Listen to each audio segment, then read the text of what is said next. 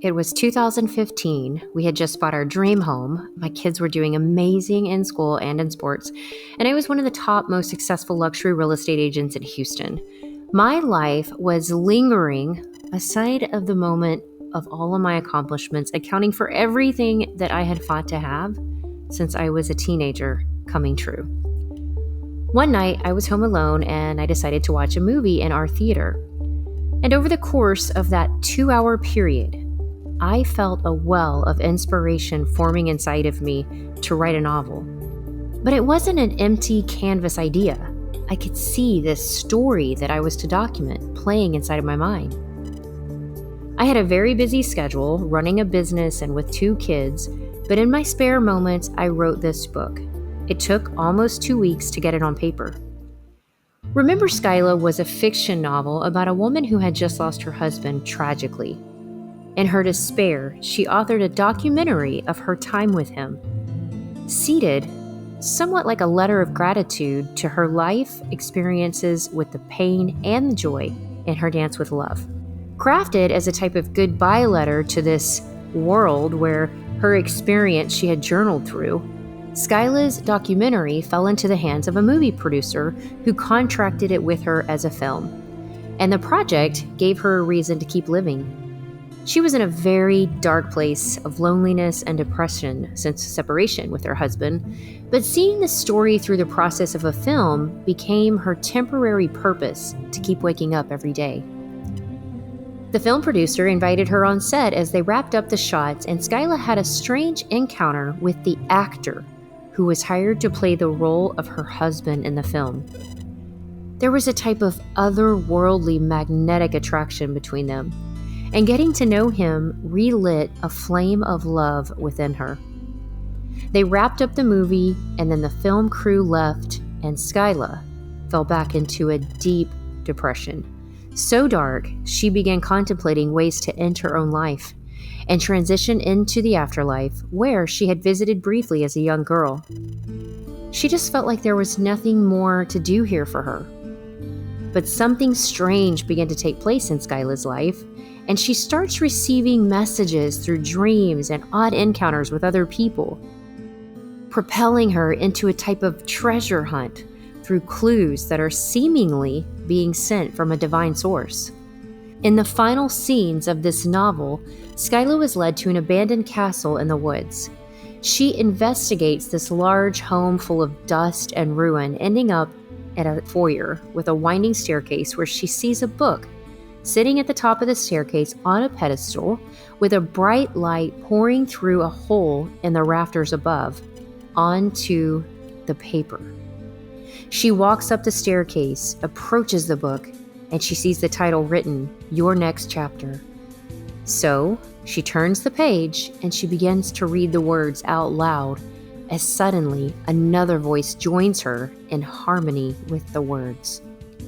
Skyla recognized this voice. It was the actor from the film as he stepped out from the shadows to reveal himself and their new chapter. When I finished this novel, I had the transcripts in a box in our closet with intention to convey it into a computerized PDF format from the notebooks.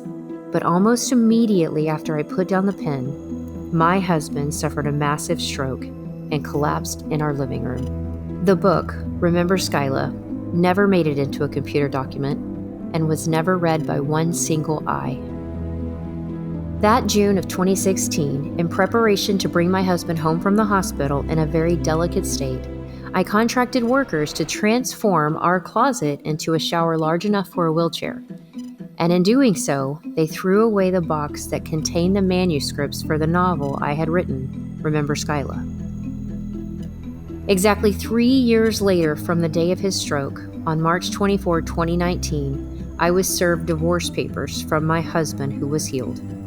And exactly 3 years after that, in 2022, I received a dream reminding me of that book and telling me to drive to the landfill where my novel was buried in the hills full of trash at Lindsay Lyons Park. That's when I realized something very strange and supernatural was connecting me, as I had an epiphany that day that my novel, Remember Skyla, might have been some sort of prophecy given to me, showing me the ruin that my life was about to go through. I was frightened by it all, very confused, and quite honestly, I questioned my sanity. Over the next 2 years, I did everything in my power to forget about the novel and distract myself in seeking a grounded, normal life. But it seemed to follow me everywhere. And the more I ran away from these revelations, the more anxious I became, the more depressed I became, and the more signs and synchronicities I received. In 2024, I met a doctor in Southern Florida who specializes in hypnosis, clinical hypnotherapy, and holistic healing techniques. I thought she could help me escape from my anxiety and put these strange thoughts in my mind to rest once and for all. But quite the opposite happened. In fact, in our sessions, it became glaringly obvious to me that the only pathway to relief is to tell the truth and share what I have been experiencing. All of the signs, all of the synchronicities, the dreams I was receiving, and this story that I tell now. A connection I made through Instagram introduced me electronically to a filmmaker and producer in Hollywood who welcomed me to send my self-published documentary about my last season with my husband for consideration of a film project.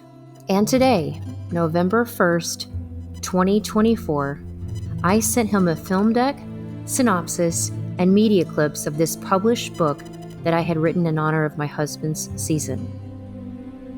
I'm just a regular person. I have children, I have unpaid bills, I have stressful relationships, differences with family, and heavy-weighted struggles like anyone else who has endured tragedy.